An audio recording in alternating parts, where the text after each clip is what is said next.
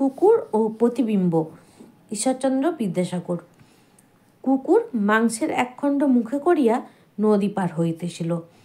নদীর নির্মল জলে তাহার যে প্রতিবিম্ব পড়িয়াছিল, সেই প্রতিবিম্বকে অন্য কুকুর স্থির করিয়া সে মনে মনে বিবেচনা করিল, এই কুকুরের মুখে যে মাংসখণ্ড আছে তাহা কাড়িয়া লই, তা হইলে আমার 2 খণ্ড মাংস হইবে। এরূপ লোভে পড়িয়া মুখ বিস্তৃত করিয়া কুকুর যেমন অনেক মাংসখণ্ড ধরিতে গেল, অমনি উহার মুখস্থিত মাংসখণ্ড জলে পড়িয়া স্রোতে ভাসিয়া গেল।